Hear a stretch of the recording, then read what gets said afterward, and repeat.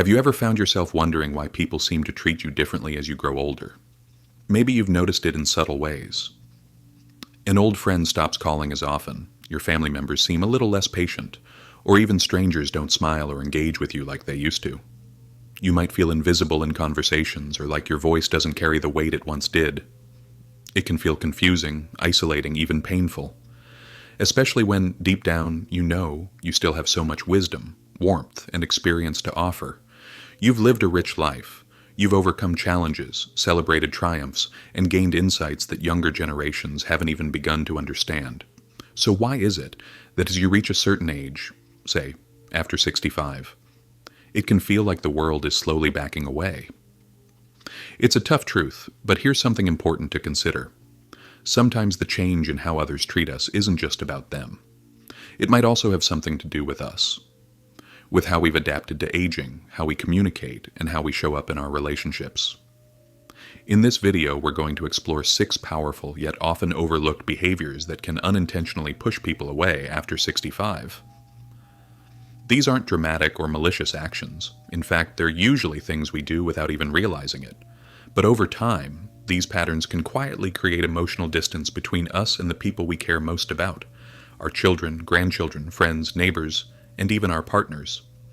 Now, here's the good news. You have the power to change this.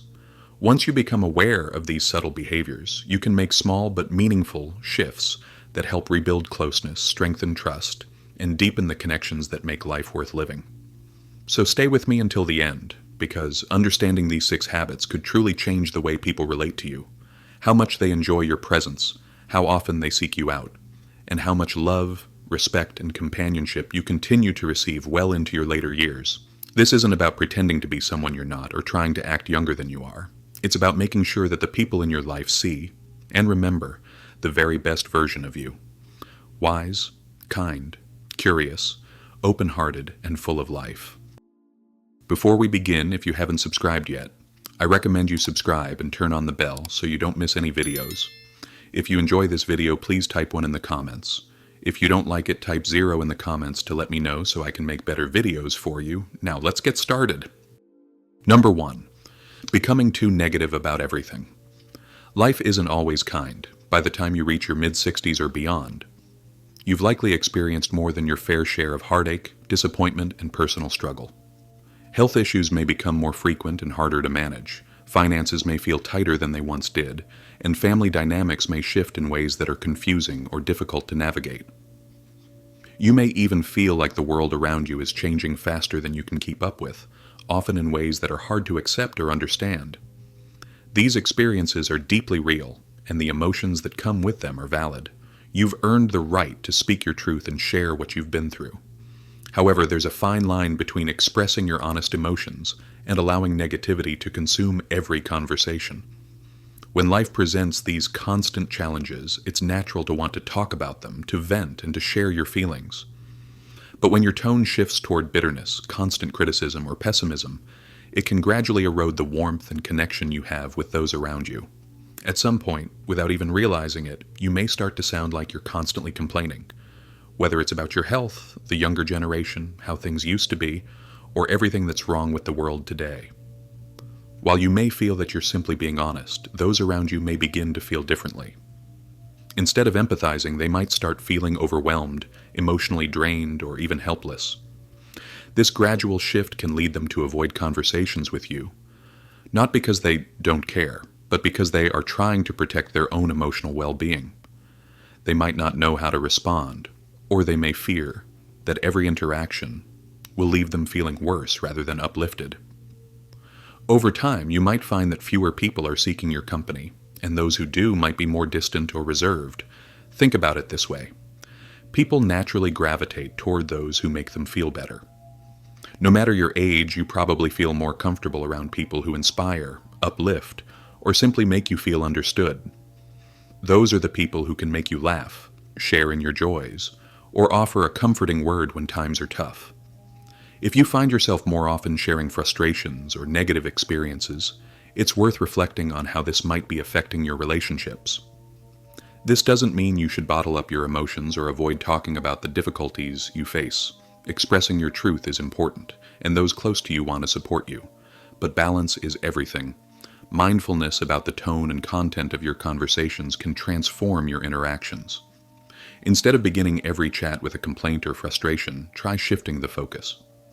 Ask the other person about their life, share a funny story, or express appreciation for something small but meaningful. It could be something as simple as thanking someone for their kindness or telling a story about something that made you smile. These small changes can have a profound impact on the quality of your conversations and your relationships. It's also crucial to consider how your nonverbal communication plays a role. While words matter, so does your body language, tone of voice, and overall demeanor. If you consistently project weariness, frustration, or a negative attitude through your posture and expressions, people will pick up on that energy. But when you approach others with openness, warmth, and even a touch of optimism, you create an environment that invites people to engage with you rather than pull away. This doesn't mean you have to hide your true feelings or pretend that everything is always fine. It simply means that the way you carry yourself and the energy you project can either invite others to connect with you or push them away. Ask yourself this: do I want the people I care about to feel lighter or heavier after spending time with me? That's a powerful question to reflect on, as it can help you decide how you show up in your interactions. Are you allowing yourself to express frustration, but also giving space for joy, hope, and curiosity? A little self-reflection can make a world of difference. Instead of being known as the person who always complains or criticizes, you can become someone whose presence is associated with kindness, compassion, and wisdom.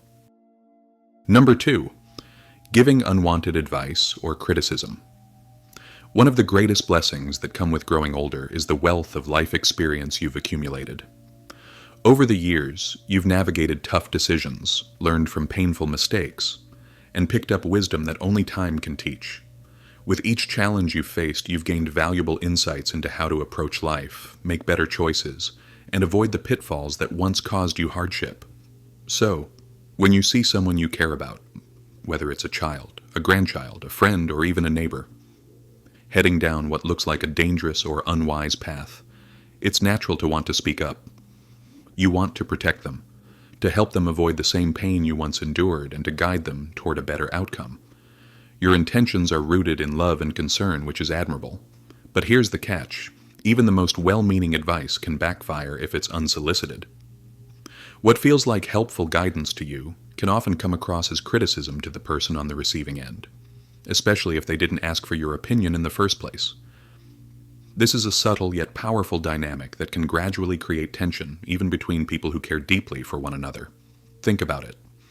When you offer advice without being asked, it can be perceived as a judgment of someone's abilities or decisions. It's as though you're saying, "I don't trust you to figure this out on your own," or "I know better than you." While this might not be your intention, those on the receiving end can feel undermined or belittled. This dynamic tends to manifest most clearly within families. You might watch your adult children or grandchildren raise their own kids in ways you don't agree with, or handle money, relationships, or responsibilities in ways you believe are flawed. You may feel a strong urge to step in, to fix what you see as mistakes, or to offer your solution to what you think is a problem. But even though your perspective comes from a place of love and experience, your attempts to help might be met with resistance. Instead of feeling grateful, your children or grandchildren might feel that their autonomy is being questioned. They may see your advice as a lack of trust in their judgment, or as an implication that they are incapable of handling things on their own. It's important to remember that no matter their age, everyone wants to feel capable of making their own decisions. In fact, the older someone gets, the more they tend to value their independence.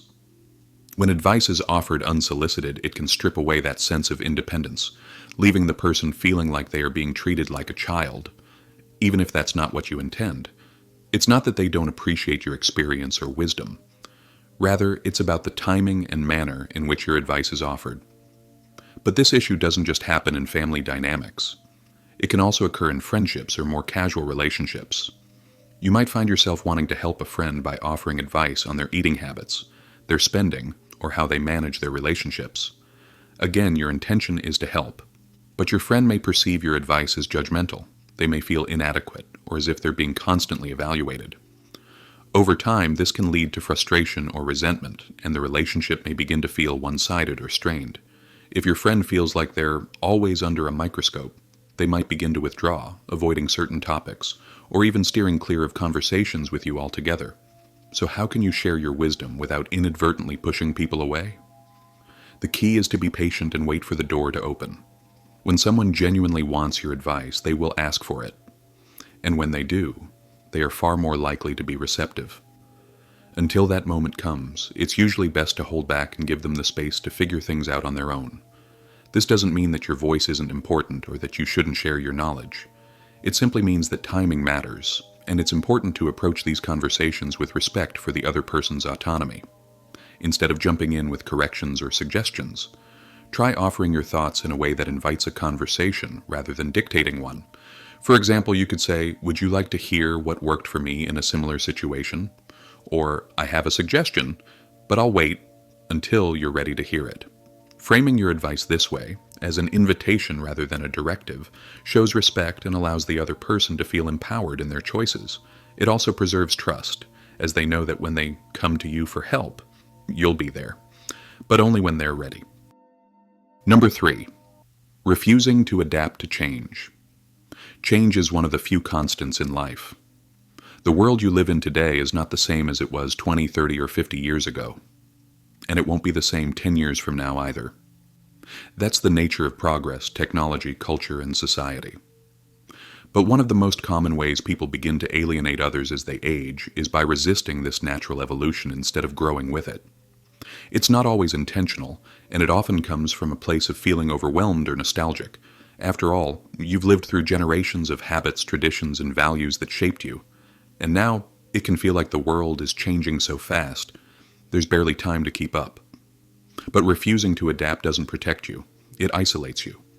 This resistance to change can show up in many subtle, and not so subtle ways.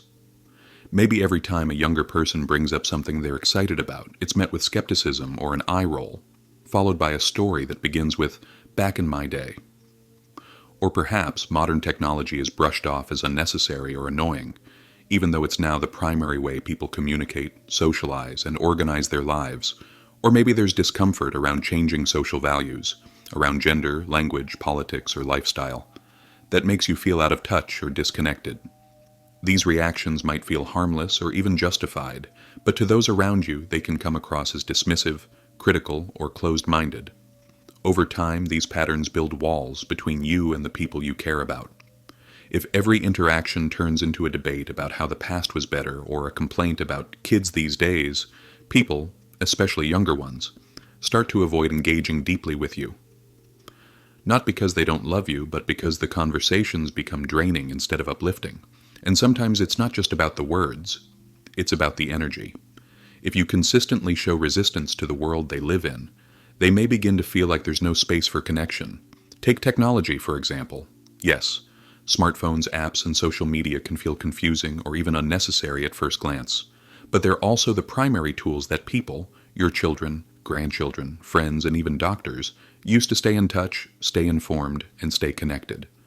If you refuse to learn how to text, FaceTime, or even navigate email, you're not just avoiding a screen. You're missing out on opportunities to stay present in people's lives. You might be left out of a group message, a family photo album, or an important announcement, not out of malice, but because it becomes harder for others to include you. So what's the alternative? Stay curious. No one expects you to understand or embrace every new trend or shift in culture, but a willingness to ask questions, listen with an open mind, and make small efforts to adapt goes a long way. Instead of dismissing something new as stupid, try saying, "Well, that's new to me. How does it work?" Or, "I'd love to understand why you like it." These small moments of openness not only keep your mind active, they invite connection, show respect, and allow you to be part of conversations rather than standing on the outside of them. At the end of the day, people aren't looking for you to become someone you're not. They're simply hoping you'll stay engaged with the world they live in.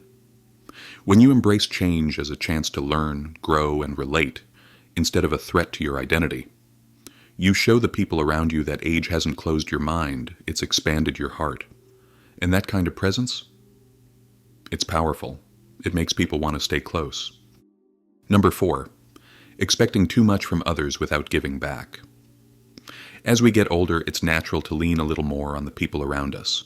Maybe you need help with errands, rides to appointments, tech support, or even just someone to talk to. There's nothing wrong with needing support. It's a normal part of life. But where things can go wrong, often without us realizing, is when we begin to expect that support without offering anything in return. Over time, these expectations can quietly erode the very relationships we depend on. This dynamic can creep in subtly. You might expect your children or grandchildren to always be the ones to reach out first, to plan visits, or to check in regularly. And when they don't, it feels like they don't care. You might lean on a friend to listen to your frustrations, but rarely ask about their life or offer them the same emotional space. You may find yourself disappointed when others don't offer help as quickly or as often as you'd like, especially if you believe that family should always be there, or that after all I've done, they owe me this. While those feelings may come from a place of longing or fatigue, the truth is that even the people who love you the most can start to feel burdened or unappreciated when their efforts go unnoticed. Here's the hard truth. People are usually more than happy to help when they feel seen, appreciated, and respected. But when they begin to feel like their kindness is being taken for granted, or that their time and energy are expected rather than cherished, something shifts. The relationship becomes less about connection and more about obligation. And when people feel obligated rather than valued, they often start pulling away, not because they don't love you, but because it starts to feel one-sided and emotionally draining. This isn't about never asking for help. It's about being mindful of balance. Relationships, even in later life, thrive on reciprocity, and that doesn't have to mean doing as much physically as someone younger might. You still have so much to give: your attention, your wisdom, your gratitude, your warmth. A heartfelt thank you, a phone call just to say I was thinking about you, or a question like how are you doing these days, can mean more than you realize. Small gestures of appreciation and interest go a long way in making people feel that the relationship isn't just about what they do for you, but about who they are to you. So what can you do? Take an honest look at your patterns. Are you showing up emotionally for others, even if they're the ones helping more physically? Are you saying thank you often and sincerely? Are you making an effort to reach out sometimes instead of waiting for someone else to initiate? Even something as small as remembering a birthday, sending a quick text, or asking about someone's recent trip can make a big difference. These moments of thoughtfulness remind people that your relationship is mutual, not just maintenance. The bottom line is this: people don't walk away because they don't care. They walk away when they feel like they don't matter. When you show appreciation, when you give back in whatever ways you can, emotionally, mentally, or even just with your presence, you breathe life into your relationships. You remind people that their efforts are meaningful, and when people feel appreciated, they want to stay close because being around you feels good, not like a chore, but like a joy. Number 5. Bringing up the past too often. There's something deeply comforting about memories. They shape who we are, a patchwork of laughter, heartbreak, growth, and love. As we grow older, it's natural to reflect on the lives we've lived, the milestones we've reached, the lessons we've learned, and the stories that have defined us. In fact, sharing those moments can be a powerful way to connect with others, when it's done in moderation. But one of the ways people unknowingly create distance in relationships is by dwelling too much on the past, and not staying present with the people in front of them. This often looks like constantly reminiscing about the good old days, bringing up the same stories over and over, or comparing everything happening now to how it used to be. Maybe you find yourself interrupting someone's excitement about something new with, "That reminds me of when I was your age," or "Things were so much better back then." While your intention might be harmless, even loving, the result can sometimes make others, especially younger people, feel unheard or dismissed. They may feel like you're not truly listening to them, or even worse, that you're more interested in reliving the past than sharing the present. It's important to recognize that even though those memories may be deeply meaningful to you, they may not resonate the same way with others. When a conversation constantly circles back to the past, the people you're talking to might start to feel like their present experiences and ideas are being overlooked or undervalued. They want to share what's happening now, what excites them, what challenges they face, or what new ideas they're exploring. But if every story is met with a comparison to your own past, it can feel like their lives and thoughts don't quite matter. Even among friends your own age, retelling the same stories can begin to feel repetitive. What was once a cherished memory can start to feel like a well-worn script. It can even start to feel like the conversation is stuck in a loop, no longer progressing but instead rehashing the same familiar points. Over time, people may begin to disengage, not because they don't care about you, but because the conversation feels stale and predictable. It's as if the story of who you are has already been told, and there's no space left for the story you're living now. Here's the thing. Memories are valuable. They are treasures that shape who you are, and sharing them can be enriching for others. But it's important to balance nostalgia with presence. When the focus always returns to the past, it can send the message that today, and the people in it, aren't quite as important. Relationships need to be rooted in the now. They thrive on growth, discovery, and active participation in the current moment. The richness of life comes from engaging with it as it unfolds, not just reliving what's already been experienced. So, what can you do instead? Think of your stories as seasoning, not the main course. Sprinkle them into conversations where they naturally fit, but don't let them dominate every interaction. Make a conscious effort to ask others about their lives, their dreams, their struggles, and truly listen without immediately drawing a comparison to your own past. Show curiosity about the world they live in today. By doing this, you honor both your memories and their present lives. Show genuine interest in what they are living, thinking, and feeling right now. Even more, stay open to creating new memories. It's never too late to try something different or share laughter over something unexpected and current. You can be just as much of an active participant in the present as you were in the past. Embrace new experiences and look for ways to create fresh connections and stories that are just as meaningful as those you already cherish. The bottom line is this: your past is a beautiful part of who you are, but it doesn't have to be the only part you share.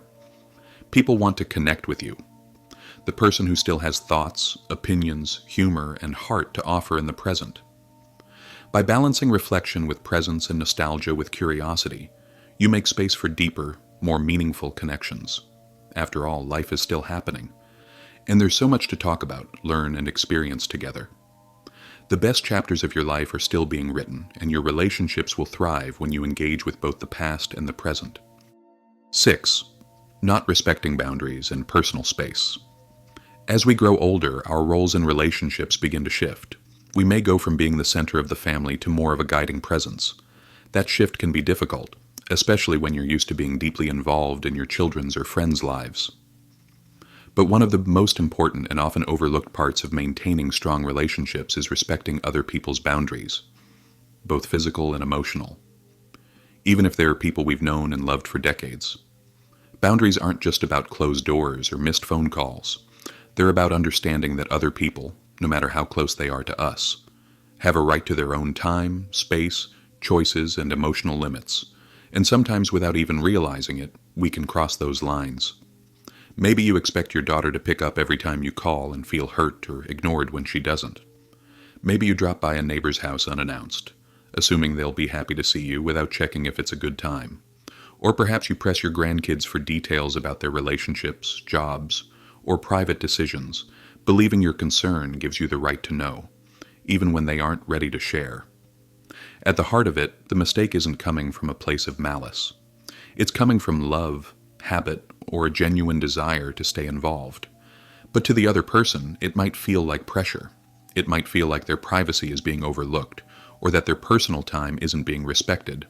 And when that happens repeatedly, people start to distance themselves, not out of disrespect, but out of self-preservation.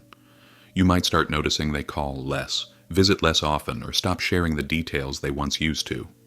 And it's easy then to feel rejected or forgotten, when in reality it's about a boundary that wasn't honored. This also applies to emotional boundaries. As we age, it's natural to lean more on those we trust. Loneliness, grief, or frustration can build up, and sometimes we turn to the same loved one repeatedly to vent or seek comfort. But if we don't check in to see how they're doing, or if we offload our emotions without asking if they have the space to hold them, it can become overwhelming for them. Emotional support should go both ways, so what can you do instead? Practice mindfulness and sensitivity. Before calling, ask yourself if you're expecting immediate attention, or simply reaching out with care. Before visiting, send a message or call ahead. Before asking personal questions, consider whether the person is offered that information freely or if you're pressing for something they may not want to discuss. And most importantly, when someone sets a boundary, whether it's about time, space, or conversation topics, respect it fully and without taking it personally.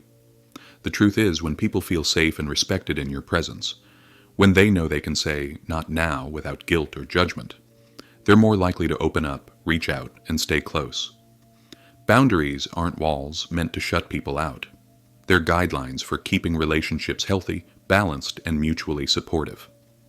The bottom line, respect is a two-way street, and honoring someone's boundaries is one of the clearest ways to show that respect. It says, "I value you, I trust you, and I care enough to give you the space you need." And that kind of care builds trust, deepens connection, and helps keep your place in the lives of those you love. Not out of obligation, but out of true affection. Growing older doesn't have to mean growing apart from the people you love. But as we age, it's easy to fall into habits that unknowingly create distance, even with those who care deeply about us. The good news? Awareness is the first step toward change, and change is always possible, at any age. Throughout this video, we've talked about 6 subtle but powerful behaviors that can cause people to pull away over time. Letting negativity dominate your conversations, offering advice or criticism when it isn't wanted, resisting change and clinging to the past, expecting too much without showing appreciation, constantly reliving old memories without staying present, disregarding others' personal boundaries. None of these things make you a bad person, they just make you human. We all want to feel heard, needed, and relevant.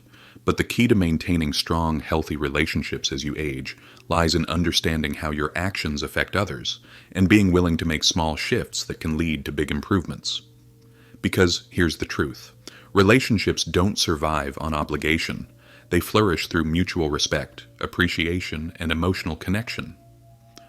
People are drawn to those who uplift them, listen with care, and respect their space. And you have the ability to be that kind of person. Not just someone people remember fondly, but someone they genuinely enjoy being around right now.